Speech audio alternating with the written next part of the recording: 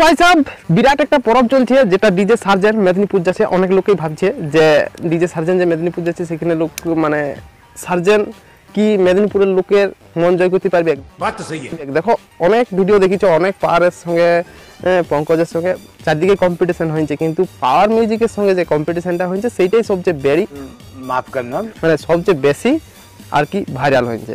তো ব্যাপার হচ্ছে যে মেদিনীপুর এমন একটা জায়গা যেখানে শুধু হামিং শুনে মানুষ, মানে এদিকে শুধু হামিং এর ভক্ত। ঠিক বলেছেন। আর ডিজে সার্জেনের যে সেটআপ ওটা হচ্ছে ইডিএম এর জন্য স্পেশাল। তো ব্যাপার হচ্ছে এটাই যে এখানে হামিং শোনা লোকগুলা ডিজে সার্জেনের যে ইডিএম গানে যে মানে ফেমাস একটা ডিজে সেটআপ সেইটা কি তারা পছন্দ করবে? क्या बात कर रहे रे बाबा। যদি এই জিনিসটা দেখা হয় তো প্রথমে আমি একটা কথা বলে দিচ্ছি যে ডিজে সার্জেনের যে সেটআপ সেইটা নিশ্চয়ই পছন্দ করে, সেই কারণেই কিন্তু এখানে বুকিংটা হয়েছে। ঠিক আছে সামারিয়া।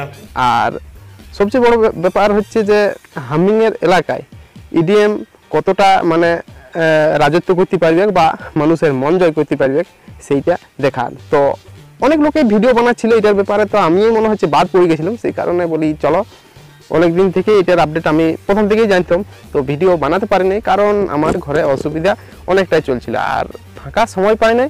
আর সবচেয়ে বড় ব্যাপার হচ্ছে এই যে দেখতে পাচ্ছ এটার কারণে আমি ভিডিও বানাতে পারিনি, কারণ আমার মা অসুস্থ ছিল আর অসুস্থ থেকে এখন আর মা আমাদের পাশে নাই।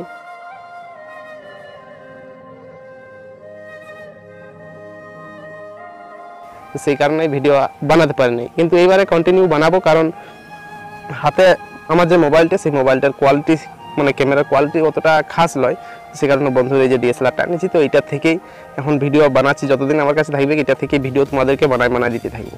তো দেখা যাক যদি মেদিনীপুরে নারাজল এলাকায় যেতে পারি। কিছুদিন আগে একটা মানে ভাগনার বিয়া হলো, তো ওখানে সামনে যাই ভিডিও বলছি আমরা বরযাত্রী যাই ঘুরে আসছি, ওখান থেকে 8 কিলোমিটার বললো যে নারাজল গ্রামটা যেটা ডিজে সার্জেন আসবে সেখানে আমরা গেছিলাম। ধর্মরাজপুর এরকম টাইপের একটা নাম ছিল সামনে, তো সেইখানে বরযাত্রী যাই এলাকাটা ঘুরিয়ে দেখিয়ে আলাম। তবে রাতের ব্যাপার তো অন্ধকারেই দেখাচ্ছিল, অতটা সেরকম খাস দেখতে পাইনি। ইতিহাস সাক্ষী আছে ডিজে সার্জেন যে জায়গায় গেছে সেই জায়গায় কিন্তু রোড জাম ব্লক যেটা বলতে পারো, আর দোকানে খাবার একদম পুরো শেষ হয়ে যায়।